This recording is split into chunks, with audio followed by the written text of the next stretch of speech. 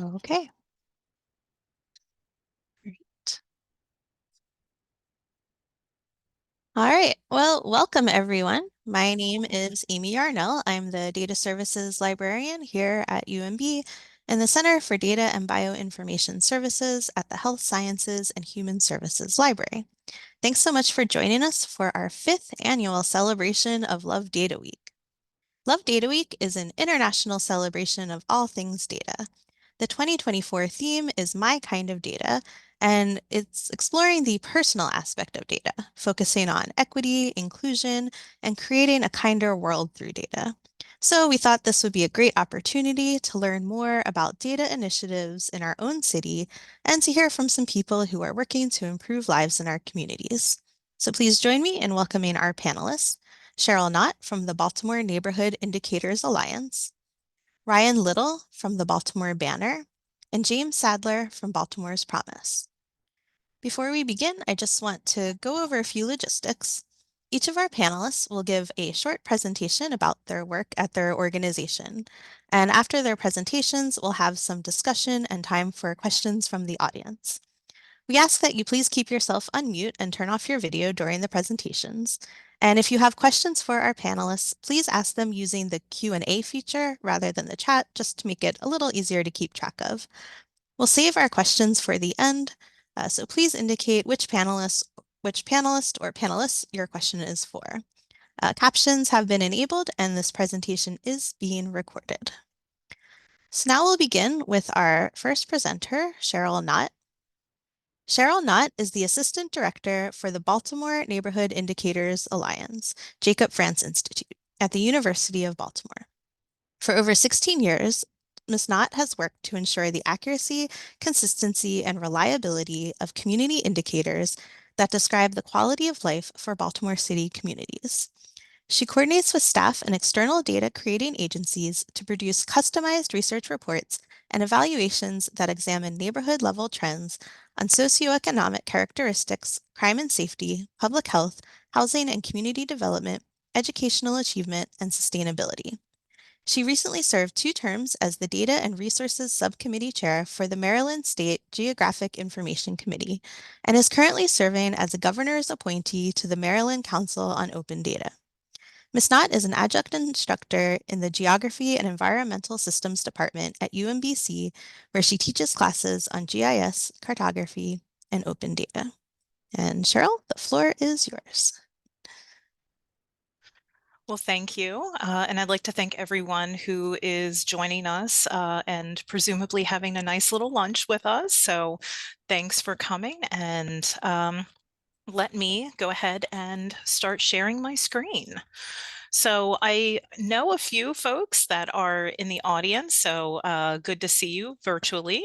And I'll talk a little bit about my organization, the Baltimore Neighborhood Indicators Alliance, for those that haven't necessarily used our data before, and I'm hoping that this will be a resource.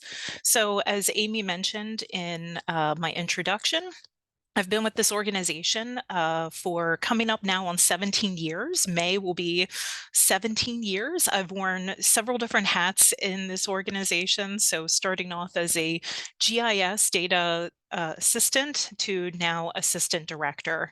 So my background being in geography and environmental systems, studied cartography, have a background in sociology. So I always kind of come into this this role thinking about place and thinking about people. And so this really is a great organization to learn about Baltimore neighborhoods and all of the people that populate them. So let's jump right into it. So my organization is a massive mouthful. So the Baltimore Neighborhood Indicators Alliance at the Jacob France Institute at the University of Baltimore, but please refer to us as BNIA. So BNIA, BNIA. So Bina started as an organization nearly 20, I think now about 23, 24 years ago. And it was an initiative that was started by local stakeholders. So representatives from Baltimore city agencies, from local colleges and universities, from the world of philanthropy, because there was this need back in the late 90s, early 2000s to access data and information. And so we were created to be a data intermediary or a one-stop shop for information. So Binia as an organization has hopped around from a few different hosts, but we've been at the University of Baltimore within the Jacob France Institute for 17 years. So fun little fact, I was the first hire at the organization once it had moved to the University of Baltimore in 2007. But throughout this entire 20 plus year history of our organization, we've always been focused on this idea of making data and information available and accessible to the public.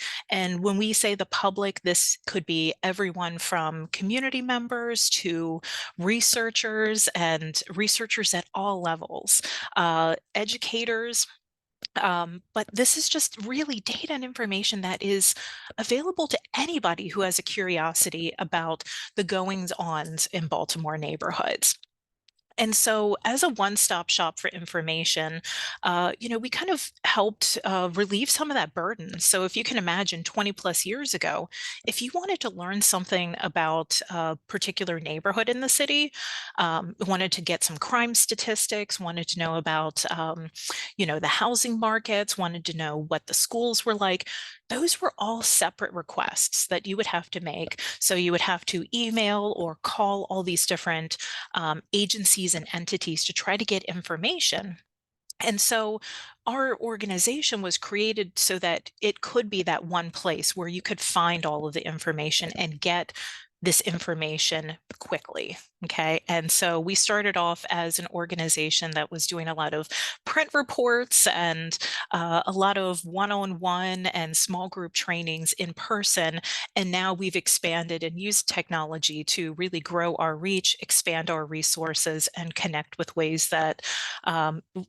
communities in ways that we'd never really been able to do so before.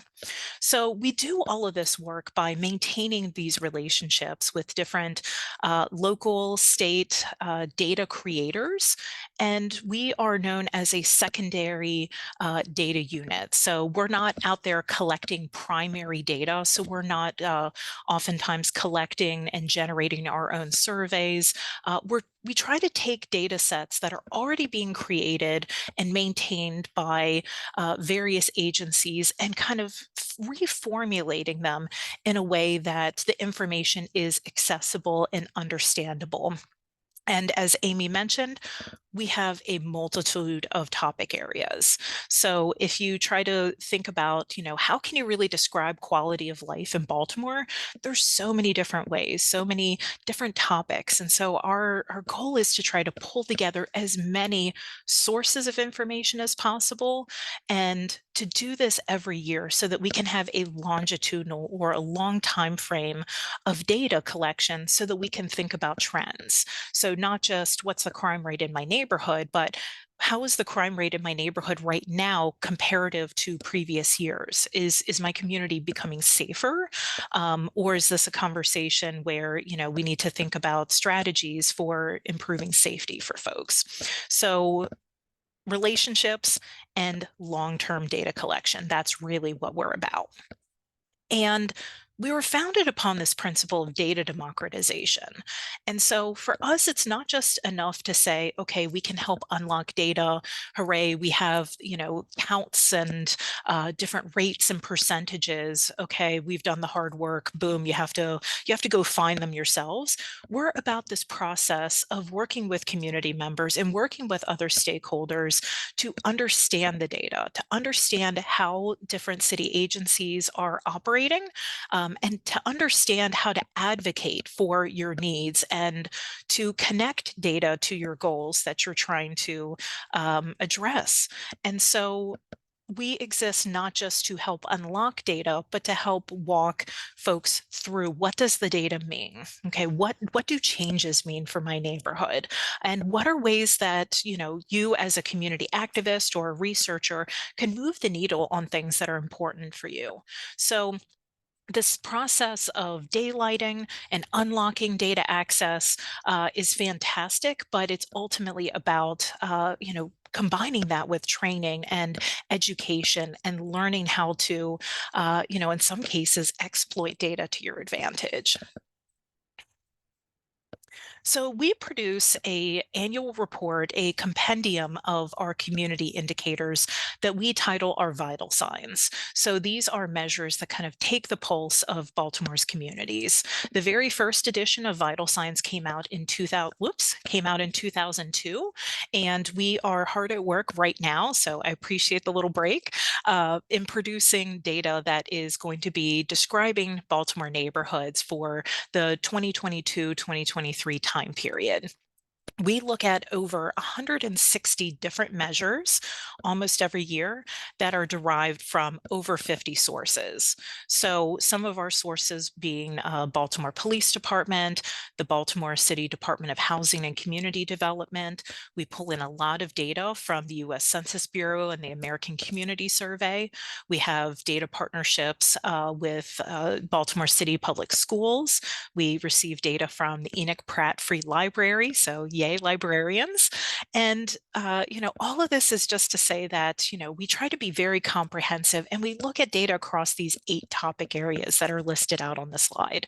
So demographics of who's living in communities, what are the housing markets like, public health. So thinking about things like life expectancy, thinking about things like young people exposed to lead paint and implications of that, crime and safety, workforce and economic development. Are there jobs in Baltimore neighborhoods? What is the labor force participation like?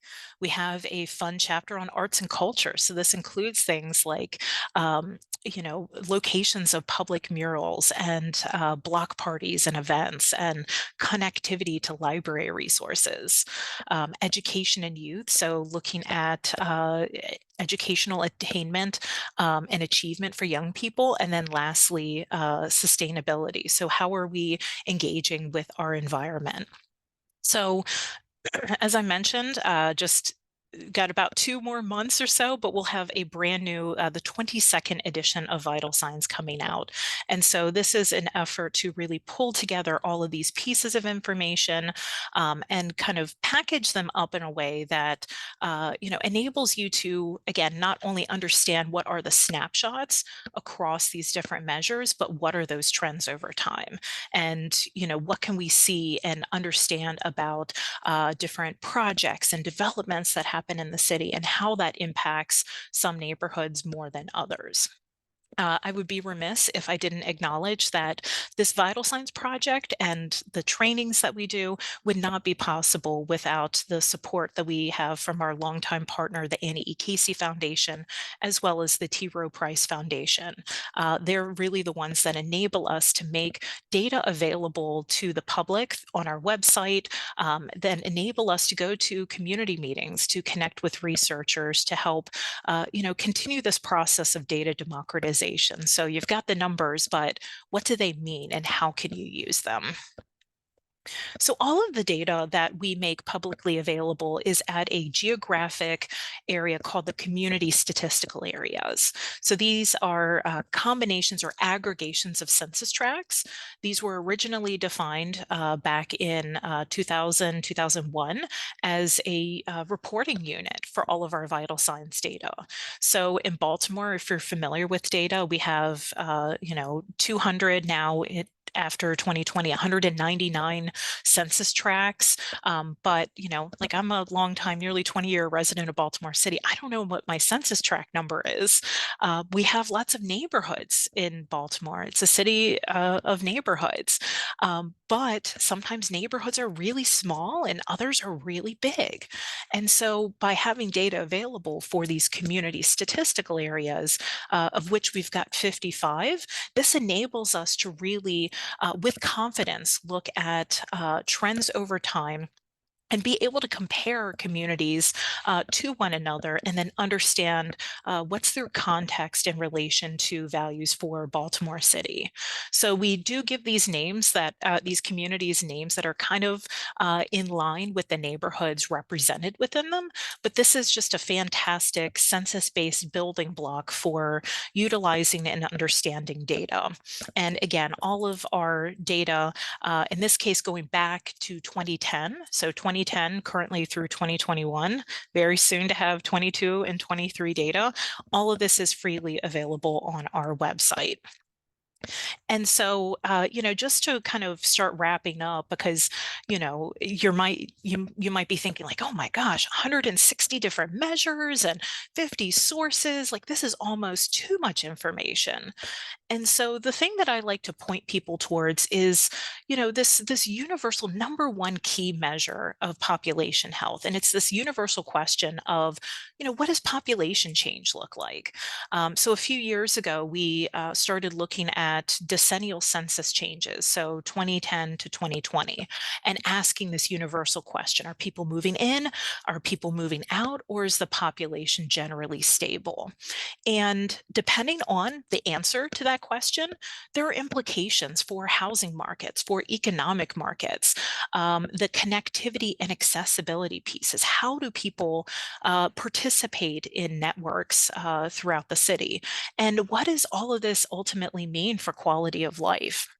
So we really tried to take a broad approach at looking at data and indicators and thinking through, these indicators just as a way of, using data to represent the real world, and knowing that there's so many complex interactions that happen on a day-to-day basis for anyone living and working in Baltimore.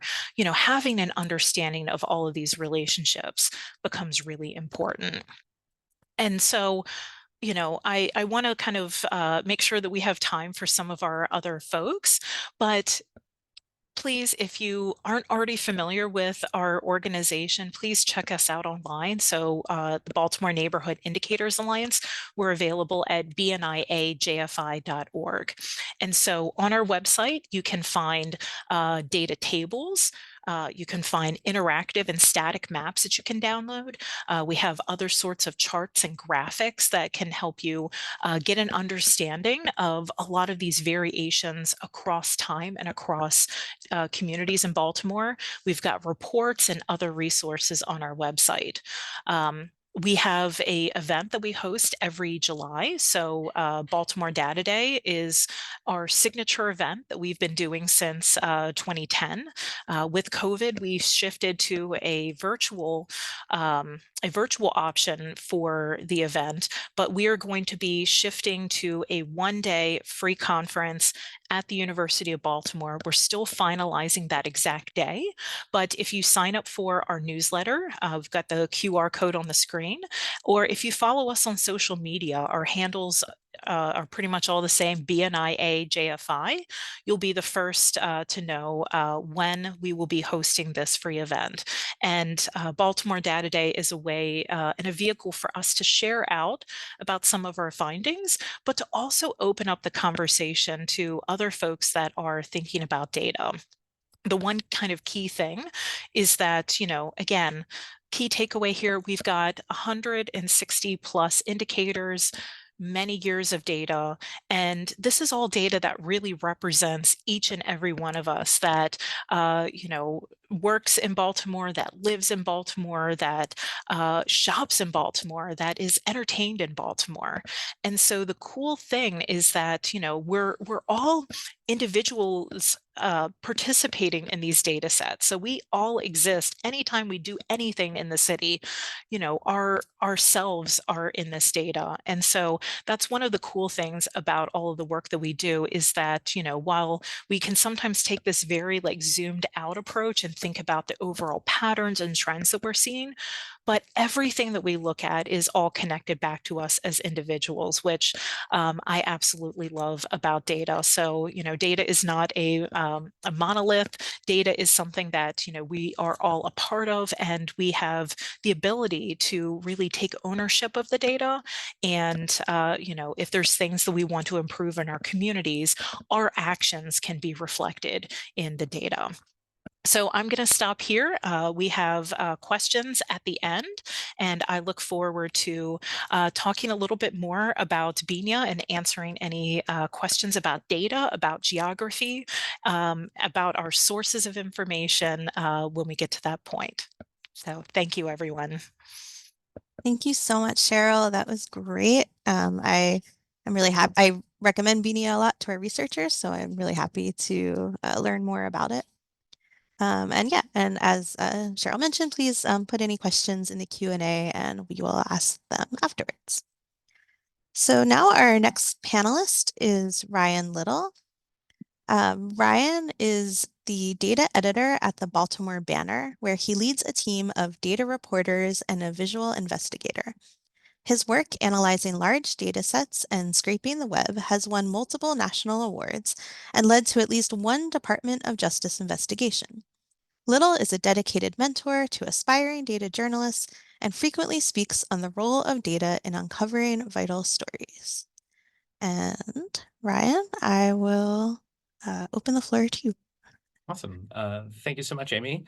Thanks for having us. And Cheryl, thank you for that great presentation. As a Binia power user, it's always good to get a glimpse behind the curtain on how things are going over there. So, as Amy said, my name is Ryan Little. I'm the data editor at the Baltimore Banner. The Baltimore Banner is a new nonprofit news organization. We've been up and running for about a year and a half now, and we have a relatively large data team. I've put together a bit of a presentation. I'm going to tell you a little bit about the Banner, about data journalism, sort of how what we do here at the Banner is sort of very similar to a lot of the things that Cheryl does over at Binia, but sort of what the main differences are. Uh, a good place to start is sort of just this picture on this beginning slide that I have. That is a map, very similar to a map you'd see on Binia's website, that shows population change from 2010 to 2020 in Baltimore and Baltimore County. One thing we try to do is tell Baltimore City stories sort of in the context of its surrounding counties when it makes sense. And this is a story about a trend that showed that the Black population, especially in the black butterfly, that sort of part of Baltimore that sort of looks like the wings of a butterfly when you visualize it on a map, is moving outside of the city, and many of them are in fact going to the county. For those of you who don't know much about the Baltimore Banner, we, as I said, have been around for about a year and a half now. I've got our mission here, without reading this slide, I'll just tell you that sort of broadly, our mission is to be the most valued and most trustworthy news source across many types of news in Baltimore. We have the largest data team in the state, and we use that data in a lot of complex and simple ways to tell stories that no one else can tell. But we also are the leading news site for a lot of other things.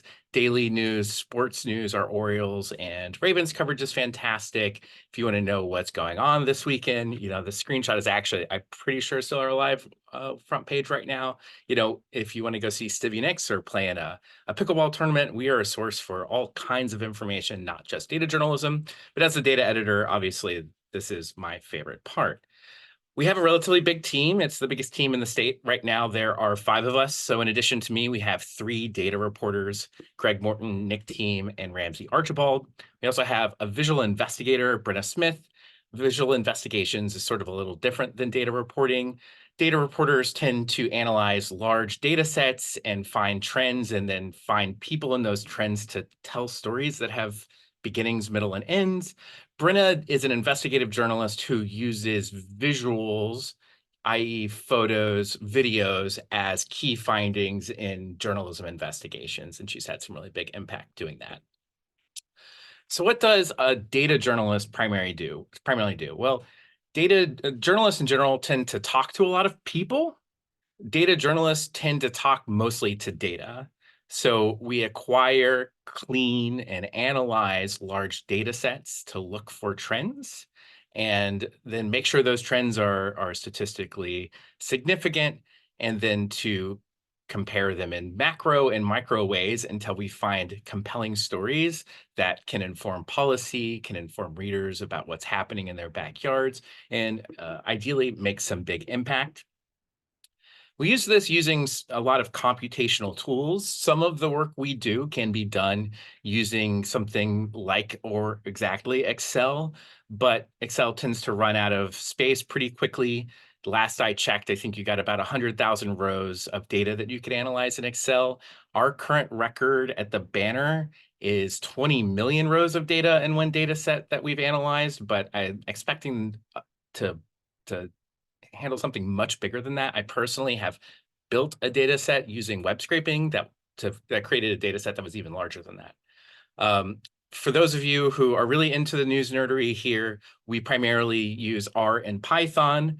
R and Python are computer programming languages. R is sort of the favorite of statisticians. It was written by statisticians, and we are primarily an R shop. If that doesn't mean anything to you, it's probably okay.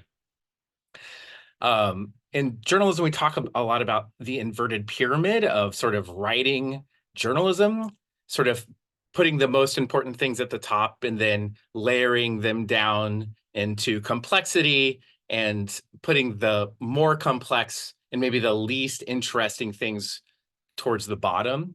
This is a style you see in a lot of news writing, not only at the banner, but elsewhere. This is one of my favorite data journalism versions, which is the inverted pyramid of data journalism, right? So, there's 5 sort of primary steps to doing this. Compiling data. We compile data from a lot of sources. When possible, we love it when we can get data from BINIA or other organizations like BINIA who have already collected and cleaned data, because cleaning can take a long time. Oftentimes, we end up finding data sets that we need to request ourselves or we need to collect, right? So that's where web scraping will come in. Web scraping is a computer program, sort of known as like a robot that will take information from websites and sort of request them over and over again to compile a data set based off that. Is we usually try to combine multiple data sets. So we're always looking to find 2 data sets that maybe don't seem to have a lot in common, but when brought together and joined and analyzed, can find a novel finding that no one has ever been able to show before. The most important part is context. We've sort of skipped over it by talking about combining first, but context is really one of the most important things that I think we do as data journalists. One big difference you'll notice if you pay a lot of attention to what we're doing at the banner versus like what BINIA does is we tend to put a lot less large amounts of information out, and instead we try to focus in on very specific amounts of information so that we can provide a lot of context with our news reporting. We are sort of we always want to be making sure that we are not only analyzing data correctly, but that we're explaining it in a fair way that gives credence to a lot of different opinions and a lot of different ideas about what that data means or what the experience of living that data is like. And so we tend to focus and narrow the types of data we share in really different ways. And then communicating that data. Obviously, we are a news organization, so we primarily write stories. We write stories that have beginnings, middles, and ends. And the best data journalism in my mind is data journalism that doesn't have a lot of charts, but has people who are living a really extraordinary life that's really meaningful and really says something about policy or what it's like to live in Baltimore. And that you honestly can't even tell that a data journalist was involved. So how can data do that? Data makes a story better by finding new stories nobody else can find. It provides empirical, verifiable information that adds power to anecdotes, right? It's one thing to find a story about someone who has had this terrible thing happen to them, right? It's another thing if we can then tell you how often stories like that happen and how they take part of a wider system, where it might be easy in some ways to dismiss one person's experience it's a lot harder to dismiss that one person's experience when we can tell you that this person represents a story that's happened to hundreds, thousands of people. It also provides a roadmap to find great characters. So today we're going to be sort of diving into some storytelling we've done using Baltimore Police Part 1 crimes data about auto thefts. I'm sure many of you know auto thefts have been a huge problem in Baltimore, and we put together a very large project built around this. One of my favorite characters we found with data is Michael Owens and his 2-year-old pit bull Champ, which how these two posed like this, I just don't know, but it's one of my absolute favorite photos. And, this guy lives in the epicenter of auto thefts in eastern Baltimore. And we found him by using the data to sort of point us in the right direction, put reporters on the ground, and then talk to interesting people. And I love the note our reporter Jasmine Von Hall wrote in her story about this with Greg Morton, one of our data reporters, that Michael Owens doesn't need a badge to reinforce that he is the see something, say something neighbor. He's constantly posting pictures on Nextdoor of seemingly abandoned cars in case anyone might spot their stolen car. He reads a lot about stolen cars on the neighborhood social media site. And I just want to say, if Michael Owens and Champ were in my neighborhood, I would feel safer.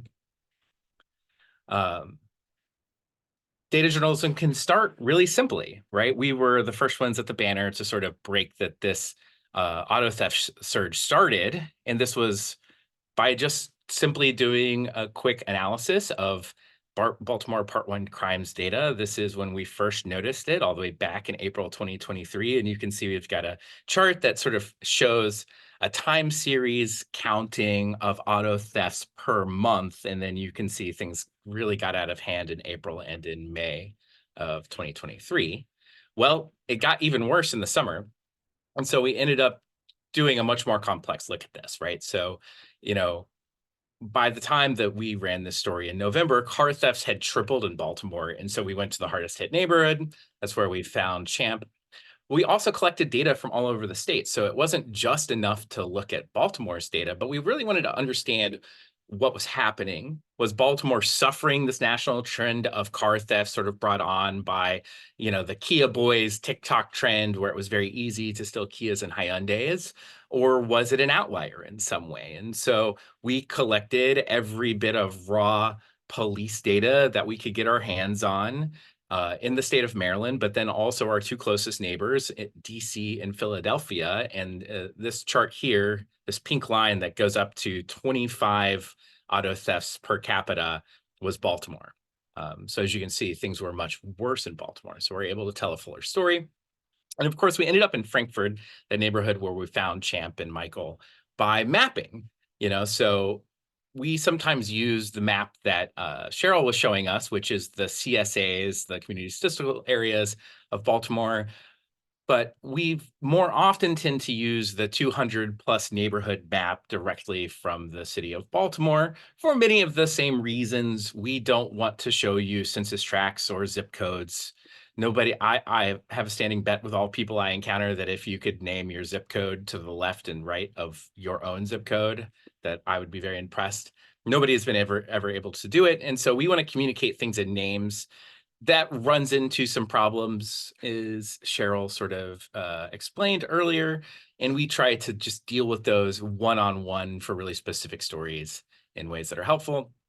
Here we were able to show where the epicenters were, but also give our readers the opportunity to sort of look and see what the history of car thefts in their neighborhoods were. This thing here is a pop-up that pops up based off whenever you map over this map. And so you could look up your neighborhood and see how many auto thefts had happened in 2021, 2022, and then in 2023.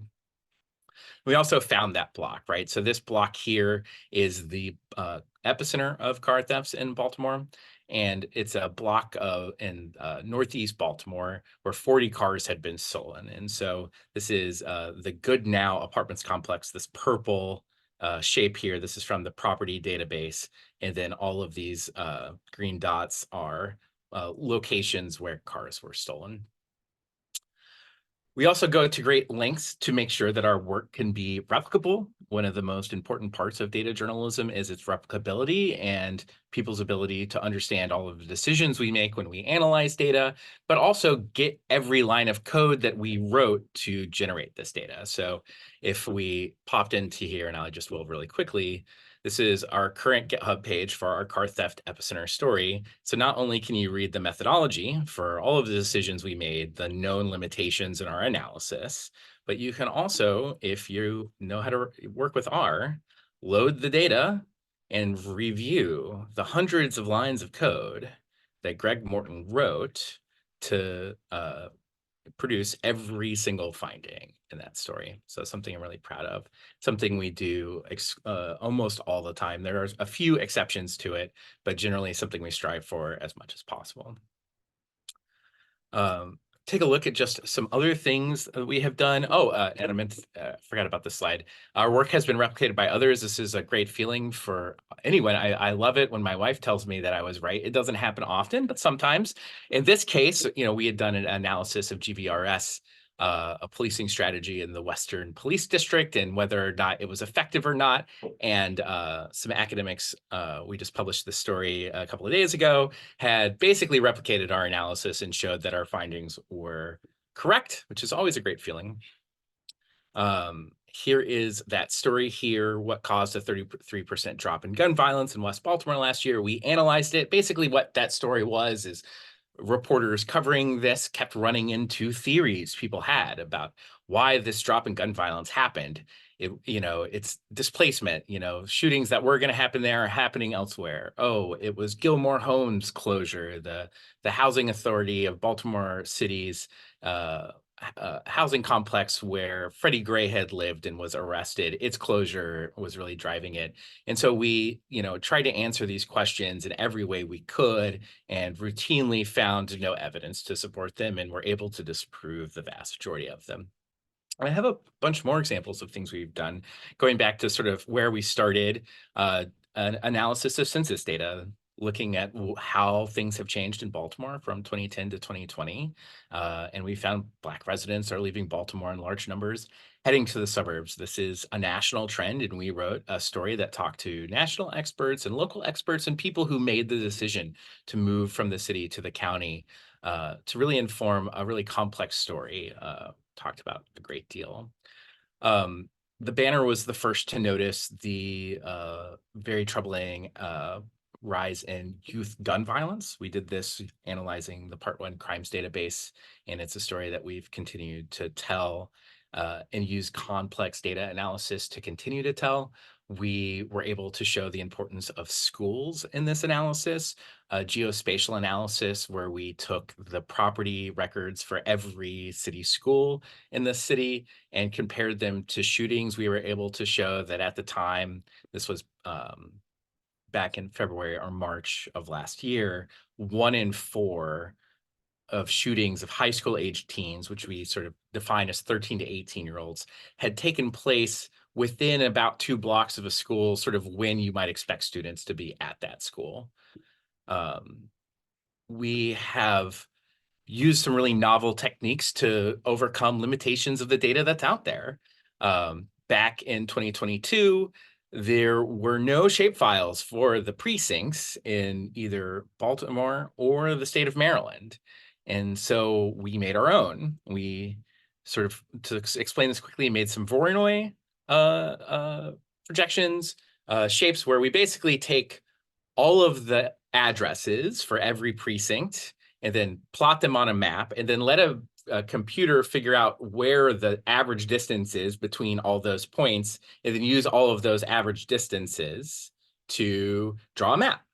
And so while it's not an exact representation of the precincts, it at least gives us a better approximation of what happened. And so in the city state's attorney's race, you could see, and if I had this story pulled up, you would be able to see that it was the black butterfly who voted for the former state's attorney and the white L that voted for Ivan Bates, something you could only do because of this method.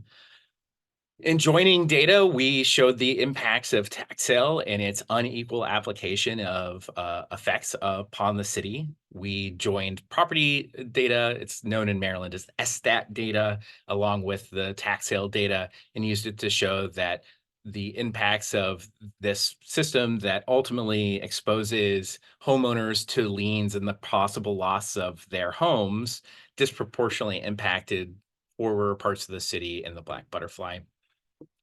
We've showed how ineffective the new court docket is from Ivan Bates. Speaking of Ivan Bates, we got every citation. You can see what one of them sort of looks like here in this paper or in this picture, the screenshot. And hand entered all of that information into a computer, into something that sort of looked like an Excel spreadsheet, and then analyzed that data to show that not only are there not many citations happening, but the agencies that are writing them are mostly not BPD. And in fact, most of these citations are for things that are not what people think of. Most people tend to think of loitering and consuming alcohol in public, but actually it's more cigarette stamps and business license violations. Uh, an example of how our visual investigator uses visual imagery to do investigative journalism. We were covering the shooting at Brooklyn Homes and noticed immediately that they began cleaning up the crime scene. This was, of course, the worst mass shooting in recent Baltimore history. And we ended up using those pictures, and then if you could mouse over these, you could get sort of points about what's going on in them and why experts say it was wrong. This ultimately ended up getting a lot of impact. BPD has changed their policy to not do this in the future. We get data from all kinds of interesting places and work very hard to pry it loose when people don't want to get it loose. Just a couple of weeks ago, a judge has ordered the Maryland Office of the Chief Medical Examiner to turn over complete autopsy reports, which it has refused to do thus far. We have sued the Office of the Chief Medical Examiner to get this data and are very much looking forward to the really powerful data stories we can tell with this. I'm quickly running out of time here, so I just want to show a couple other examples of data journalism that me and the rest of the team really love from outside of Baltimore. My absolute favorite story is the story that the Sun Sentinel did. This is South Florida. They got data from all the toll transponders and police cars, and then mapped it out over when they were passing through the toll stations and calculated how fast you would have to travel from point A to point B to see what was happening. And sure enough, cops were speeding, driving, between 90 and 130 miles per hour. Really wonderful use of data and combining two different data sets. This is actually a story by Ben Conark when he was working in Jacksonville and working with ProPublica. Ben Conark is a Baltimore Banner reporter. He covers BPD for us. He actually had a big investigation today about Hartford County jails that we just published. This was one of the stories that really made me interested in becoming a data journalist. They analyzed pedestrian violations and showed that the Jacksonville Sheriff's Office almost exclusively only issued pedestrian violations in majority of Black parts of the city. And if you're very interested in opioids, as I have been for a very long time, and their impact on our society, Washington Post suing for the opioids database, which was a DEA database of every pill sold for between 2006 and 2014. The analysis of that has really informed just how bad things got in the distribution of opioids, specifically opioids sold as pills. I have a slide here just at the end that sort of says, offers some opportunity for questions. Obviously, we'll wait for those until the end, but thank you very much for the time. Great. Thank you so much, Ryan. Baltimore Banner is a great read. And I also love hearing about our programming in action. If anyone's interested in learning more about R, we do a fair bit of instruction in that here at the library. So just a little plug. Um, okay, great. Thank you. So last but not least, we have James Sadler.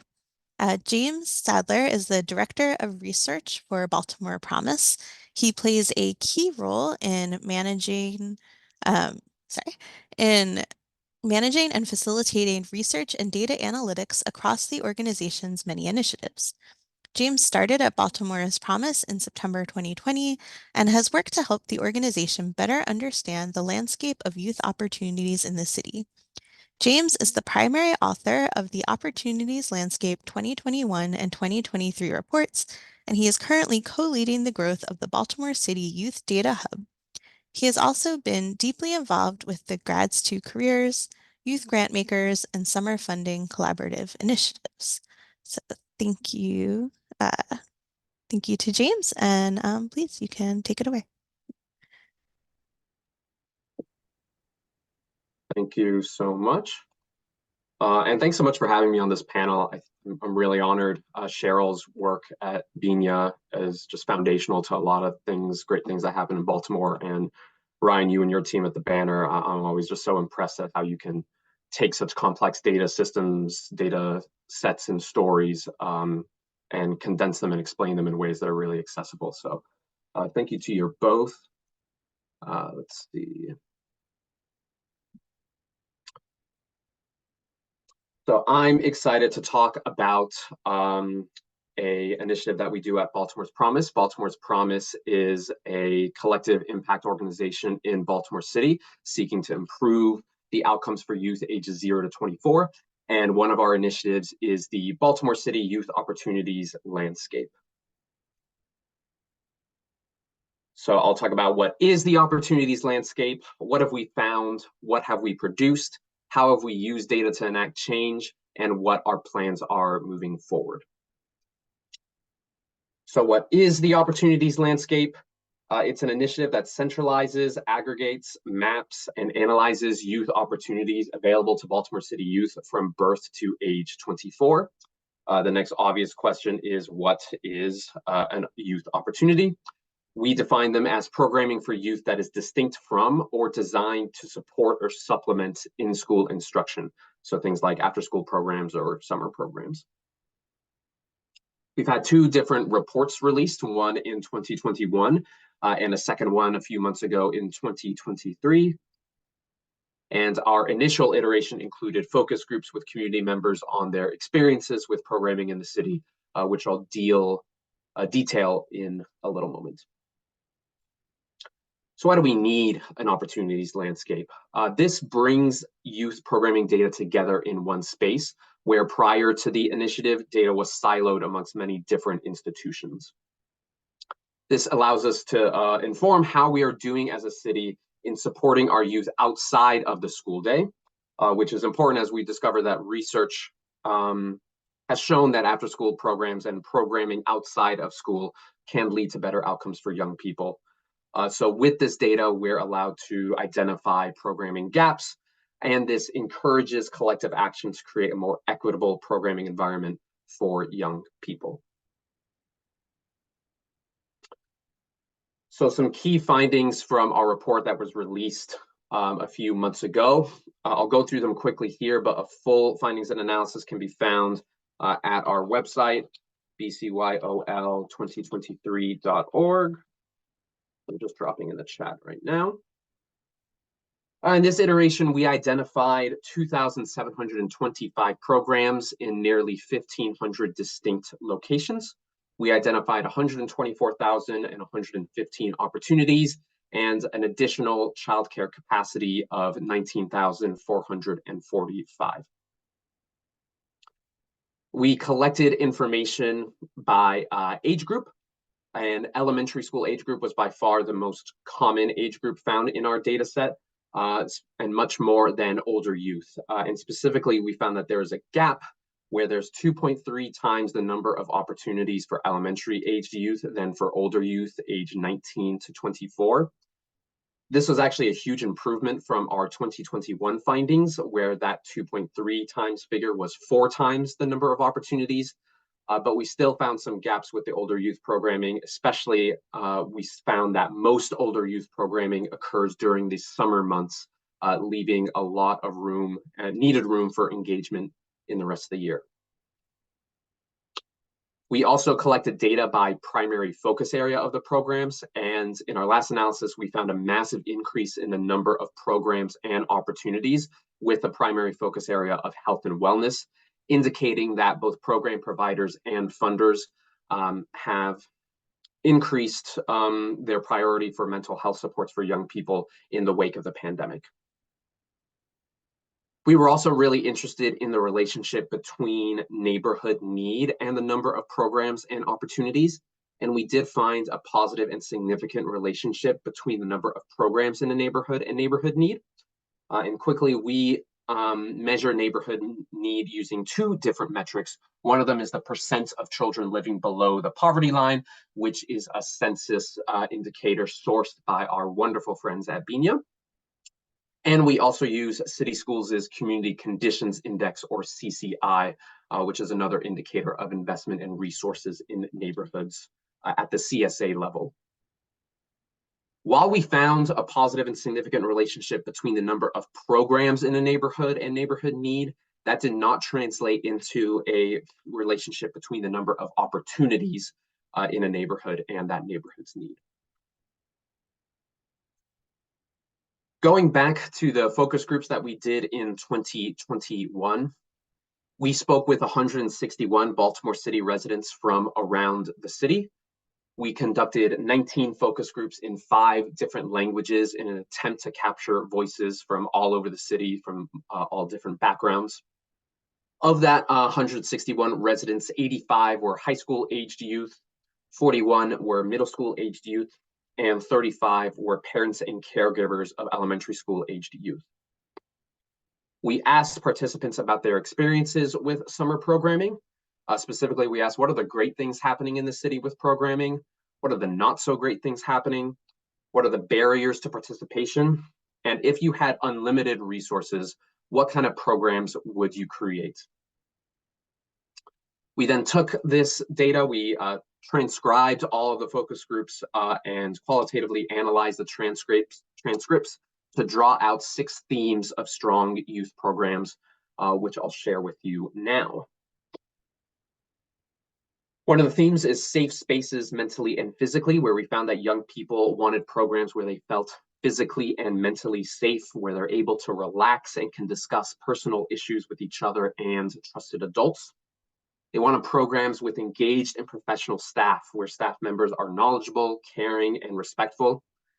Accessibility was a huge theme. They wanted programs to accommodate the needs of young people, including but not limited to cost, transportation, and something that we discovered from our older youth is that a lot of them are either parents themselves or the primary caregivers of their younger siblings. So if they weren't able to bring either their children or younger siblings to a program or an engagement opportunity, then they wouldn't be able to come. Youth-centered structures was another big one, where youth participants wanted programs that are fun, enjoyable, and they also wanted to be empowered in the programming landscape as well. They wanted to have their opinions and voices heard and acted upon, and the older youth even wanted some leadership opportunities within the program structure as well.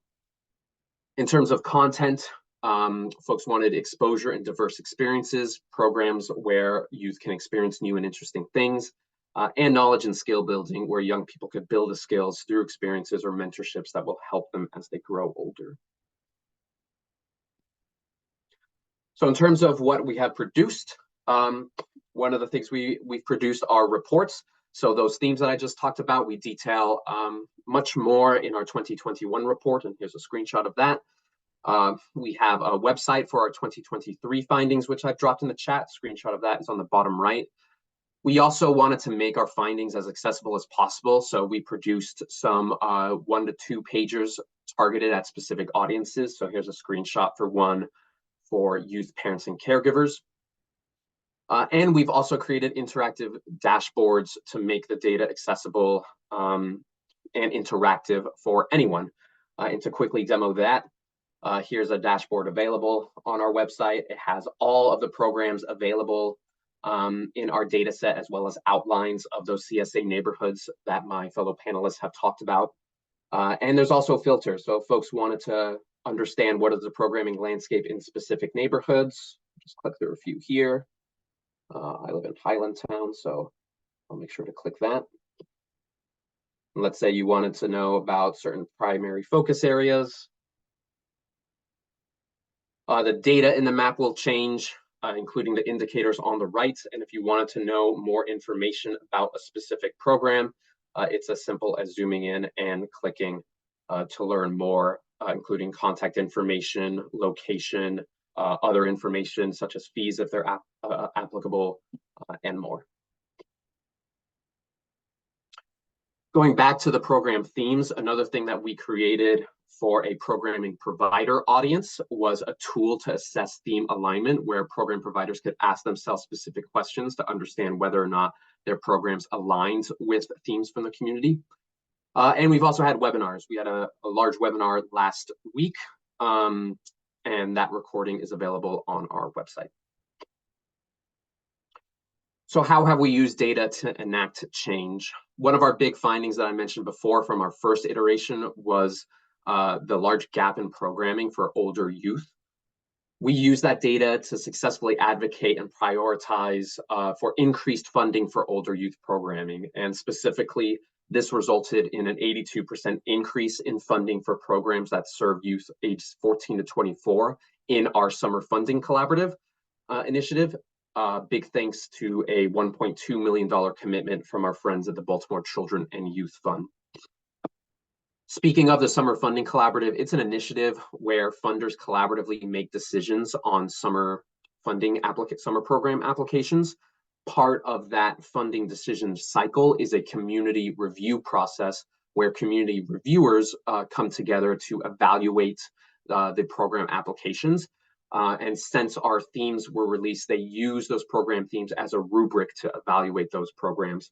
And this affects applications that, once selected, ended up serving around 10,000 youth annually. We've also used the opportunities landscape to highlight the need for data quality and data integration amongst public institutions, especially at the individual level. And a quick highlight here is one of our initiatives is the Baltimore City Youth Data Hub, which is an integrated data system between city schools, the city of Baltimore, and Baltimore's Promise that we're currently building up and was established by law in June 2022. Some of our next steps.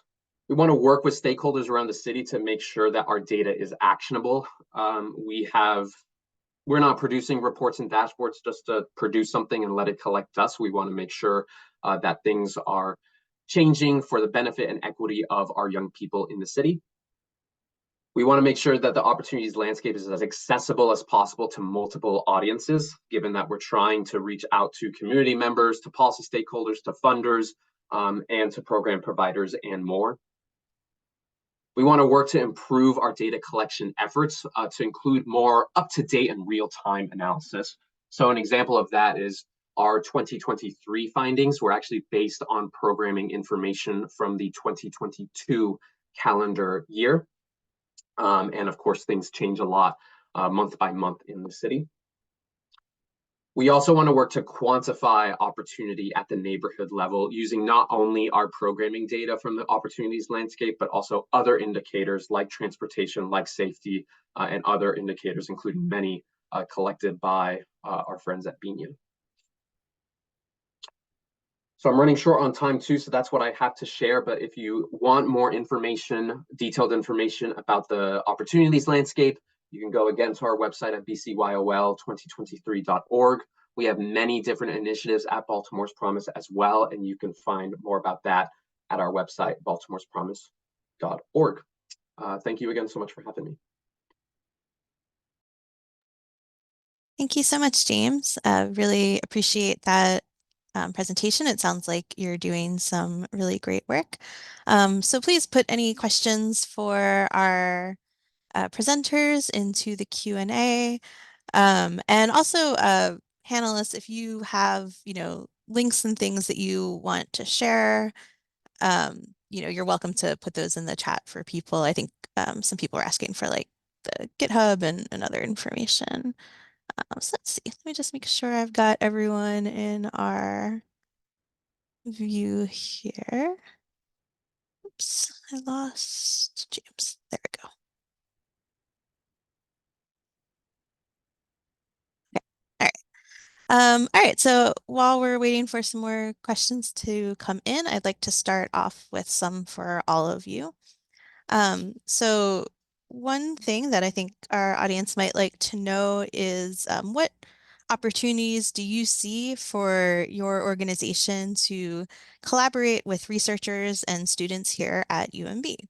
Are there projects in your organization that could benefit from the involvement of the UMB community? Or maybe there's projects where you're already working with us. So, and I'm not sure if anyone in particular wants to go first for that, but yeah.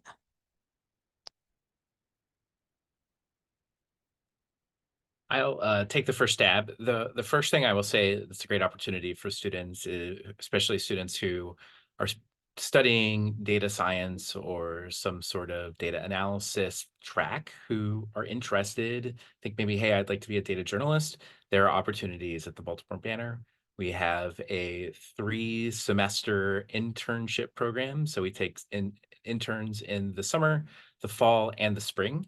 And we are very specific in how we write the job description for that to make sure that it is open to a wide and eclectic sets of resources and skills. So, we are looking for people coming from all different types of backgrounds, different types of expertise, who can, at bare minimum, analyze data and tell people what's inside of it.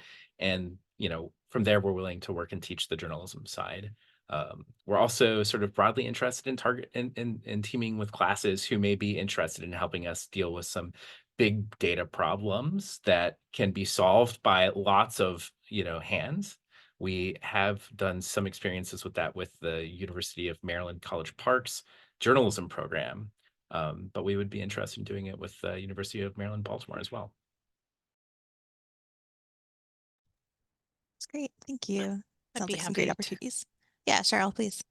be happy to go next. Yeah, so there's a couple immediate things. So, as I mentioned, our vital signs data is freely available and accessible. So on our website, and then we also have an open data portal. So all of our data indicators are available as GIS shapefiles, both on our portal, but then our data is also accessible on Open Baltimore. And so one of the upsides of having data that's just kind of thrown out there into the world is that folks, including students and faculty and staff, are able to access this data and information.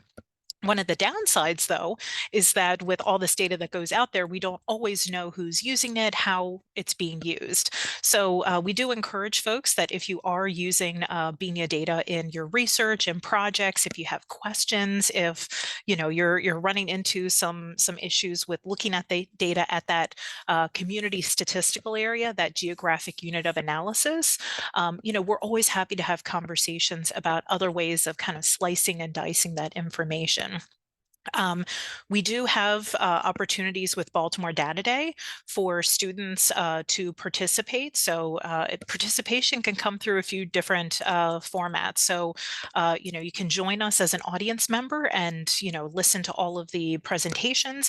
If you have something that you would like to talk about, either through like moderated conversations at lunchtime to just say like, hi, I'm a student, I'm interested in this thing.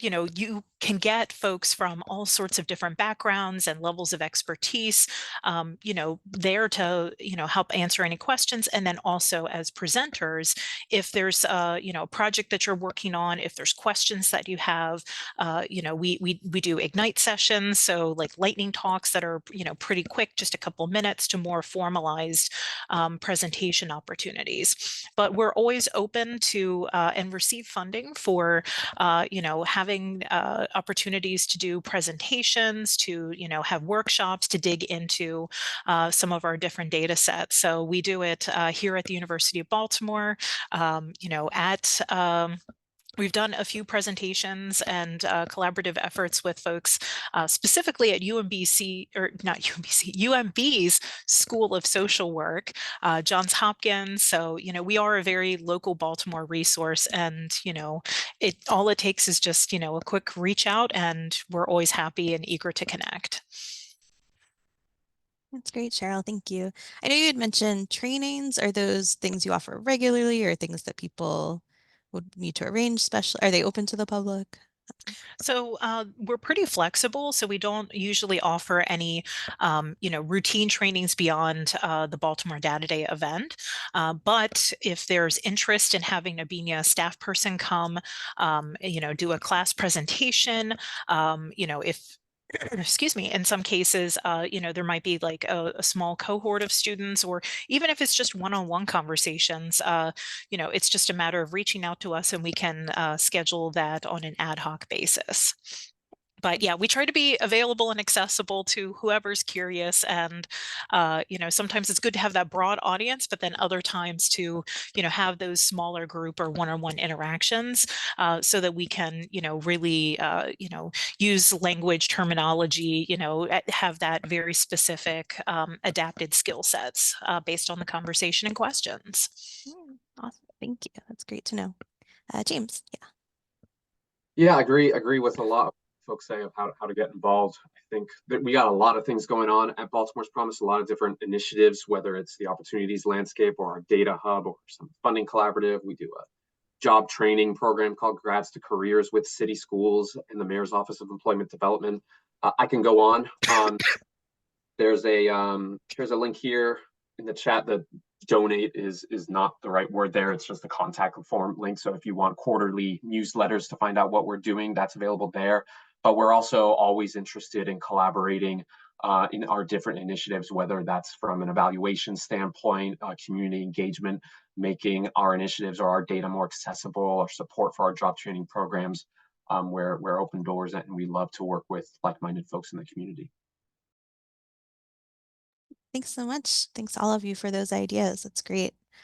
So my next question is, so generally speaking, what are your thoughts about the availability of data about Baltimore? Are there areas in which you'd like to see improved data collection and access? And I think, Ryan, you talked about this a little, if you want to say more, and interested in where else you're looking to get data from that you haven't quite gotten yet.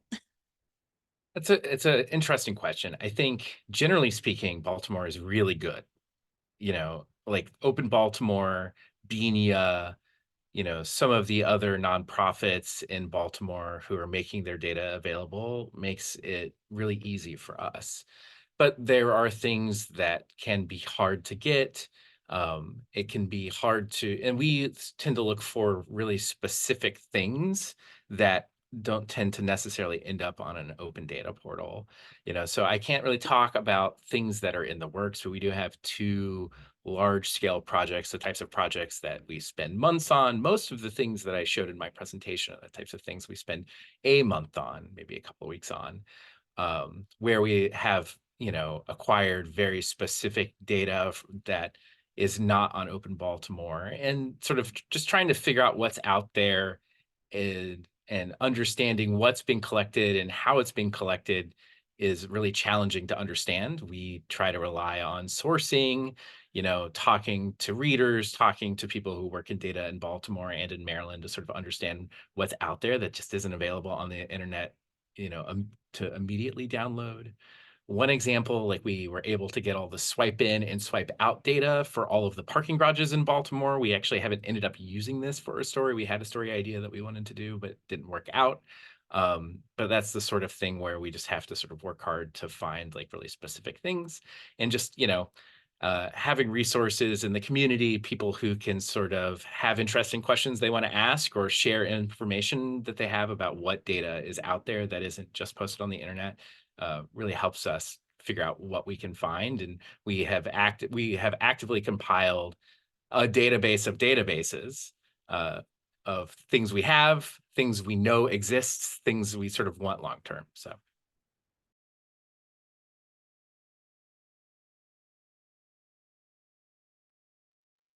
I'm happy to go next. I think for us, it's a pretty exciting time to be a data lover in the city. I think one example I can give is that Baltimore's Promise co-leads, along with the Mayor's Office of Children and Family Success, a convening table called the Summer Systems Table, where public and private providers of summer programs get together.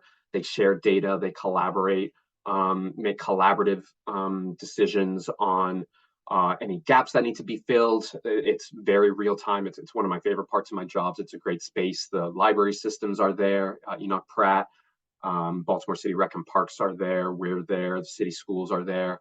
But one of the key limitations of the data that's shared both in that table and the opportunities landscape that I just shared is that it's data at the program level. So we know about the programs and we know where the programs are and what the programs are doing, but we don't have a lot of information about the individuals that make up those programs that are attending, and where those individuals live, what are the backgrounds of those individuals, which makes it hard to understand, truly understand the gaps in the landscape of youth participation in different things. And this is seen really across the city because data systems are siloed. Individual information from city schools and the city of Baltimore and nonprofit institutions in the past, integrating that information is an extremely laborious process, required many meetings with lawyers and MOUs and separate data sharing agreements. And the city of Baltimore City Schools and us at Baltimore's Promise and many other partners have been working since 2017 to develop this integrated data system that finally allows this kind of sharing at the individual level to occur. That's our Baltimore City Youth Data Hub, and more information there can be found. So we're really excited that this data hub is now up and running because it will allow our city stakeholders to better understand their data, to share data more and make more actionable and equitable decisions in their work. And so from the BINIA perspective, we are very lucky in that, we have in some cases decades of a relationship, of support and buy-in from different city agencies. So I was frantically trying to see if I could actually find this document to like pull it up and screen share, and it's eluding me today. But we have a 2002 memo from then Mayor Martin O'Malley that went out to all agency heads. So 2002 saying, hey, BINIA's a thing, give your data to BINIA. And so we've been able to, throughout staff transitions, be able to really make the case of why our data needs to be and I'm saying our data, I mean, so our data from Baltimore agencies that, we're all a part of, that we all participate in, should be accessible and available, through data intermediaries such as BINIA. So, we have a lot of, these great relationships, but there are some challenges and hiccups that we're still kind of running into, and in some cases, newer challenges. So, for instance, we have for a very long time looked at things like court filings for foreclosures in Baltimore, and have worked with students to kind of build and then ultimately refine a web scraper that would enable us to pull down and extract 1 year at a time of data. Since the creation of this web scraper a decade ago, the Maryland Judiciary Case Search website has now prohibited that. So any sort of web scraping violates their terms of service. So now if we wanted to try to get any sort of court filing data on things like foreclosures, we're back to a very manual process where we literally have to look up case by case by case and do some of our own data entry. And we've, reached out to some of our data partners to say, like, have you had any luck? And it's really kind of a challenging sort of thing where, this is in some cases publicly available data, but the way that these data structures and the infrastructure is, put together on websites, it now prohibits us from doing any sort of batch pulls of data. So that's, a challenge that we've had recently. And then obviously COVID has had a massive impact on, somehow some agencies have been able to function, collect, and disseminate data. So we've seen some lags in accessing really at kind of any health data, from both the city of Baltimore, but then also from the state health departments, in looking at things like, mortality, changes in life expectancy. And this is data that we've been able to get at smaller geographical areas. So that's something that, we're still working on. and trying to, maintain these relationships and figure out, what data is available, and, ultimately kind of communicate that out to some of our data partners. So, COVID has, just been such a huge monkey wrench into the world of data collection. And so, just trying to figure out ways that we can operate and have, comparable data too, because that's something that we want to always be able to look at, is that longitudinal changes over time, and making sure that any indicators that we're putting out there are able to reflect massive, huge things that we've experienced as a society, such as COVID, but then still in a way that enables us to kind of do pre, post, whatever a post COVID landscape looks like, and kind of like that during period of lockdown and of impact. So it's just something that we do spend so much time on at BINA, is, having these relationships, and, showing that the data is something that needs to be open, needs to be accessible. And I think, folks kind of agree that this is information that, is important to have out there for accountability, for, data reporting, and for research, because Baltimore is such a, unique place where we have so many institutions of learning. And so I think our kind of open data landscape has really lent itself towards educational and research opportunities here. Thanks for sharing that. Yeah, it is great to hear about just how much data about Baltimore is available. And I know you're all doing so much of the hard work of making this data more accessible to us. And that's just great. Let's see, I'll take a couple questions from the audience. Feel free to keep asking them if you have questions. Um, One for Cheryl is about, do you have provide programmatic access to your data resources? So I guess, is there a kind of an API for working with it? And, Mhm. yeah. Yeah, so we do have some aggregate data sources. So obviously through the vital signs, so we have data that's kind of immediately available for folks to just pull on in all of that CSA level data. But in it, and I haven't really even mentioned this, but just producing the vital signs report. So those data sets and some of the trainings, that's really only about a third of what BINA does. So we do kind of operate in some regards like a data consulting firm.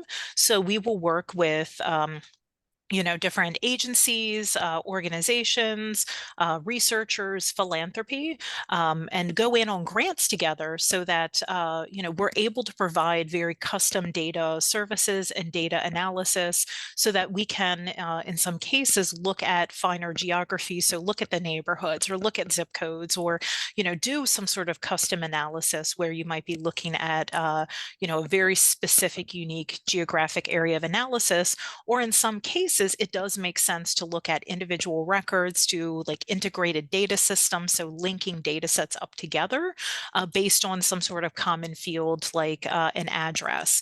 So we do make these data services and GIS services available. And if it kind of goes beyond that extent of the vital signs, again, we're always happy to think about ways of funding and supporting this work. So we've certainly worked with, like graduate level students, and, faculty, staff that are working with students to try to, be able to have this ability to unlock and dig really deeply and intensely into some of these longitudinal data sets that we've got. Thank you. That's great.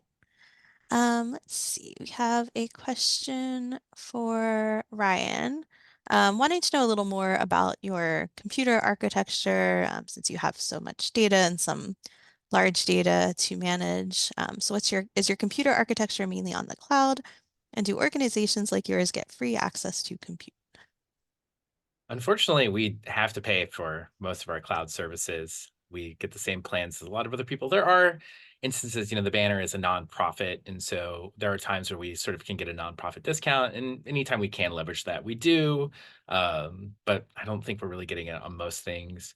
Um, the there's sort of two distinct teams at the Banner when it comes to technology and like how we stand up our product, and that's the product team, which is not in the newsroom and not journalists, and they sort of have their own system, and that is all in the cloud. And we do not tend to work that way on the data team, where we have the team of journalists. We all have MacBooks with M1s and 64 gigabytes of memory so that we can run R on local and pretty much import every data set that we want to use. There are instances where that's not possible. And so then we will rely on cloud computing. Uh, and we've used a couple of different programs in the past to sort of make it easy to deal with really large data sets. But generally speaking, everything else is mostly on local. We do have a small tech stack that's basically in AWS. Some of us are still systematically reviewing all web cases posted on the Maryland Judiciary's case search. So like anytime we do that, we're going to save that HTML to the cloud. And we have some scrapers that are either live in GitHub Actions or in AWS that, pull down public data sets on every different interval so that we can make sure we have, longitudinal data that we can look at for the types of databases that sort of are glimpses of a data set instead of really an entire data set. So Thanks so much for sharing that. So I have a question, again, open to all of you. In my role here, I'm really interested in data management, and you're all doing this amazing work aggregating all these different resources. Are there any just, I don't know, maybe quick words of advice you have for people who are also managing projects with a lot of different data sources, and maybe they need to combine them for kind of keeping their data organized, or skills is useful to have to do this kind of work?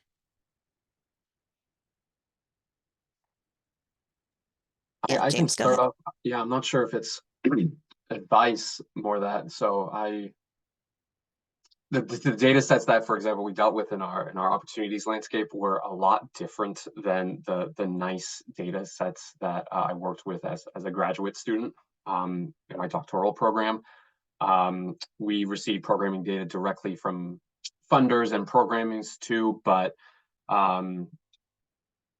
so when we reached out to funders, for example, we said, you can please fill out this super nice template that we have, or this survey that will put data in the exact way and format that we want it to. Or if you're short on capacity, which is almost always the case, any internal documents that you have would be great. So the cleaning process was an interesting one, since we received all sorts of different kinds of Excels, Word documents, dreaded PDFs to bring together. So it's not advice so much as it's just it was an interesting experience for me that the cleaning process and the not just the cleaning process, but the cataloging how you're cleaning a specific thing. What became, of course, it's important in all aspects, but it became that much more important when you had the kind of dirty data that we were dealing with. But that was what was necessary in order to get this landscape up and running. That it was tried many times before, and we were very fortunate to be able to finally get it together. Documentation, always a great lesson. Cheryl, go ahead. Yeah. So, BINIA, we as an organization, if you can imagine, just have a ridiculous amount of data.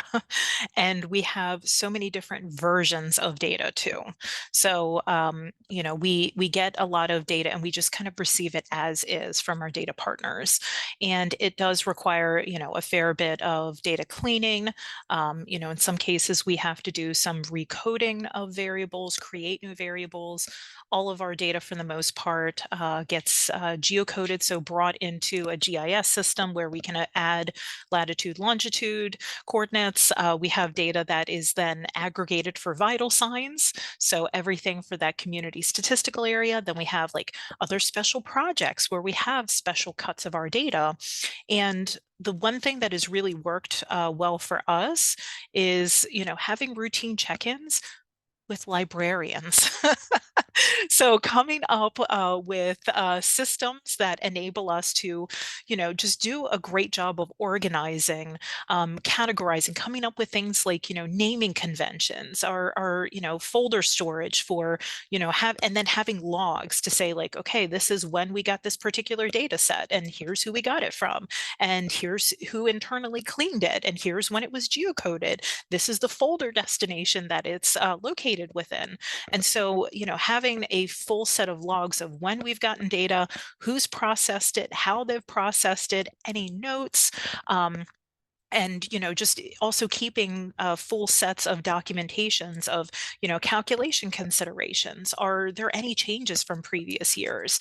And so having these routine check-ins with librarians has just been phenomenal in helping us organize all of our information, because otherwise when you have staff turnover, when you have somebody who might be out on leave, you're going to ultimately have questions about like, what is this, like what's the deal with it? So having that documentation and organization structure in place really enables some of those basic questions to be just inherently answered with the storage and the management of data. And so that's just been like a huge thing, is just, reach out to librarians, keep in touch with librarians. They're ultimately, our best friends in, managing and keeping everything together, because otherwise, we're going to be lost if we're using 10 different naming conventions and, project structures and so on and so forth. So, it sometimes might seem like it's a lot of work, but, take notes, have your documentation, stick to, don't get lazy with, filing data sets away, because chances are, for anything like me, 6 months or 6 years down the line, you're going to look at something and say like, what is this? Why is it here? What's going on? So document, document, document. Excellent. I love it. My favorite lessons, document, and come see your librarian. Yes. Did you have anything you wanted to add, Ryan? I mean, personally, I was taking notes. I'm sure that of the three, we are the worst at this, and we should be better at it. We have some broad plans to try to get better at it, but it's probably honestly never going to happen. The one thing I will say that I always talk about and is really important in data journalism, where we tend to work really fast and only care about the now, is naming conventions. Like renaming columns, renaming keys, right? And then writing data dictionaries so that you know what it is you're working with. At the end of the day, the easiest way for us to make a mistake in data journalism is to misunderstand our findings at the end of the day. And if you take the time to write a 30-character name that you will remember at the end of this project, it's worth it typing it out over and over and over. That's what autocomplete is for. The last thing I will just throw in, since nobody has said the letters AI yet in this, is GitHub Copilot. It makes things like that so much easier. So That's great. Yeah, that's awesome. Thank you so much for that.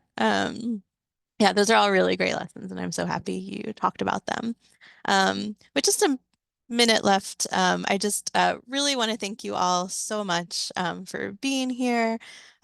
We all learned so much, and again, please feel free to share your contact information if you haven't already. This is being recorded, and we'll be sure to share that recording with you. And yeah, that is everything. Thank you so much. Really liked talking to you all. Thanks for having me. Thanks all. this is great. Thank you.